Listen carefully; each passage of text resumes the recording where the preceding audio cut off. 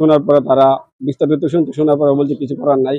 আমরা রোগী মানুষ, পরীক্ষা করার লাগে আইছি আমার কাছে আমার ছেলে, আমি অসুস্থ রোগী, টাকা টুকা দেওয়া হয়ে গেছে, আমি একটু শক্তি ঘুমার লাগিয়ে আইছে, টাকা পয়সা চুরে লয়ে গেল গা। আমি আর বলতে পারি না। আমি এই জন্যই চাইছিলাম ওই যে আমার ছেলে নমাজ পড়িয়া সালাতুল সাইডে নমাজ পড়ে গেছে। আমি গরিব মানুষ, যদি টাকাটা সিসি ক্যামেরা টানলে দুই টাকাটার লোকটা ধরা হতো, আমি চিনতে পারতাম, টাকাটা আমি পাইতাম, আমি খুব খুশি হইতাম। আর আমারও ধরা করবো, আর কোনোদিন বা কেউ না করতেছে, আমি এটা ধরা করবার চাই। আমার ভাবে নিচে বাড়িতে মাটি নাই, আমি একটা অসহায় মানে এই ছেলেটা একটা কর্ম করে, আমরা 4-5 জন মানুষকে আমরা চললে খাইতে পারি। আইসিন টাকাটা লইয়া হারিয়া একটা ছোটো কাটু একটা এতটা মাল নিত ছোটো বাজার থেকে নেওয়া দিচ্ছে সুরে 6,000। আমরা মিথ্যা কথা বলবো না, একদম কোরআনের ভাবে 4 রাকাত নামাজ পড়িয়া সালাতুল তসবি এন আল্লাহর কাছে জাম্বি দিছে, 6,300 টাকা নিছে। মেডিকেল হাসপাতাল পুরাতন বিল্ডিং এর নিচের তলা থেকে মেডিকেল, ময়মনসিং মেডিকেল নিচের তলা পুরান বিল্ডিং এ এক্সট্রা আলট্রাসাউন্ড এখানে করে, তো নিচের তলা থেকে নিচে। আমার নাম হাজারা খাতুন, আমি কাশিগঞ্জ থেকে আইছি। এই ছেলের আম্মু আমি। আমি ক্যান্সারের রোগী একজন বাবা। আমি কেমোথেরাপি দিছি 10টা। আমার এর লেগে সুস্থ নাই বেশি, আমি সুস্থ। ছেলেটার বাবা নাই, 22 বছর হয়েছে বাবা মারা গেছে। ছেলেটার তো হারিয়া বলতে পারবো না। আমি তার আম্মু তার আব্বু তারা আমার চিকিৎসা করছে, তাদের জন্য আমি আইছিলাম, উপকার করতে পারলাম না, আমার আরো ক্ষতি হইল।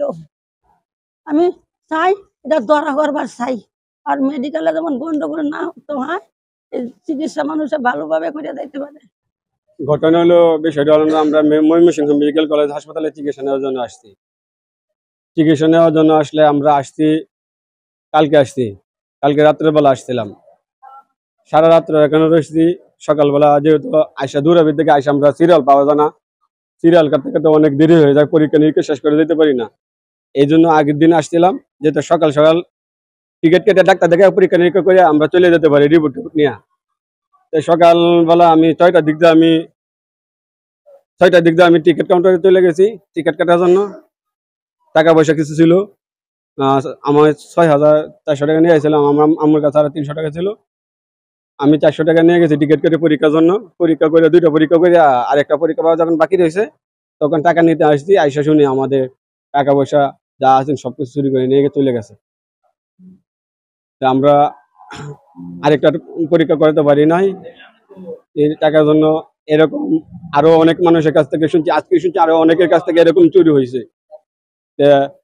হাসপাতালে চিকিৎসা করতে আসা মানুষ বিপদে পড়ে যা, অনেক চুরি হয়ে যা, টাকা পয়সা মোবাইল টোবাইল অনেকে অনেক কিছু নিয়ে চলে যা। সরকারের এটাই বলবো যে প্রশাসনিক যারা দায়িত্ব আছে তাদেরকে আরো কঠোর দায়িত্ব পালনের জন্য করার জন্য, মানুষ যদি চিকিৎসা করতে আইসা এরকম বিপদে না পড়ে।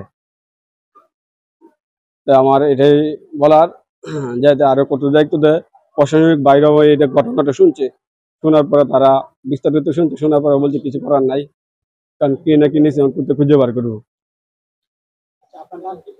আমার নাম মোহাম্মদ উবাইদুল্লাহ, আমার বাড়ি ময়মনসিংহ জেলা তারাকান্দা উপজেলা কাশিগঞ্জ।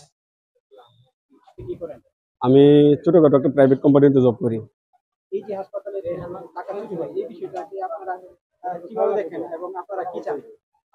এটা আমরা দেখি হাসপাতালে এসে টাকা পয়সা চুরি হয়ে যায়, মানুষের চিকিৎসা করতে পারে না, এটা তো একটা বিপদে পড়ে।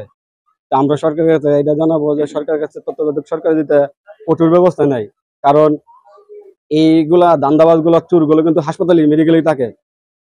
অনেক সময় ধরা পড়ে, অনেক সময় ধরা পড়ে না। অনেক সময় চুরি করে ধরা পড়ার পরে তারা ছাইড়া দেয়।